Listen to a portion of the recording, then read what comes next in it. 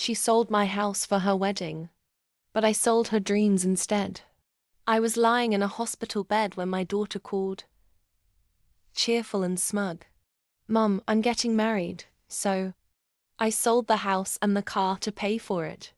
She thought I'd cry, but I laughed because she had no idea what she'd just done. Let's rewind a bit. I'm 72. Widow.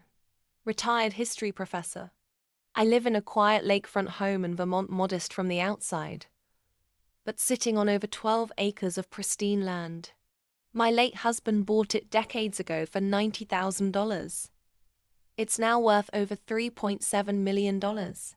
My only daughter, Grace, is what some call spoiled with a superiority complex. She visits only when she needs something.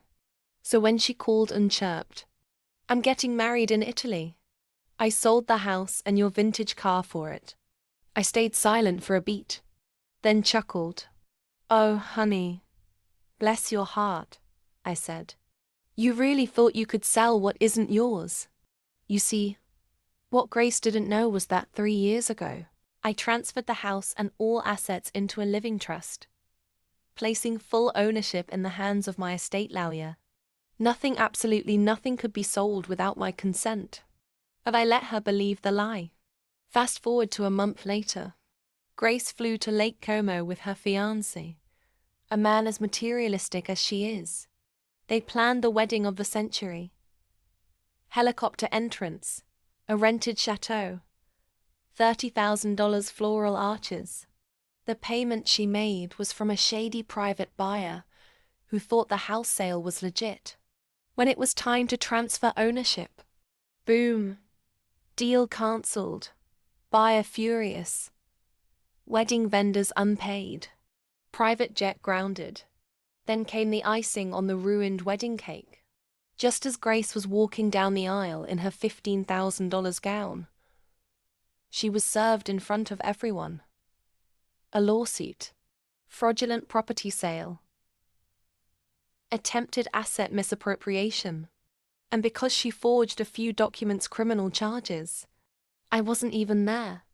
I just watched the chaos unfold from my cozy hospital bed, sipping chamomile tea and humming Ave Maria.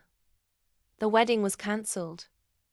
Her fiancé vanished, and I got my lawyer to send one final message. The house remains untouched, the car's still in the garage. You, however, will need a good lawyer, not a wedding planner. Turns out, this wasn't the first time she'd done something like this. A deeper investigation revealed she'd previously forged my signature to siphon off funds from my pension over the years, thinking I was too old to notice.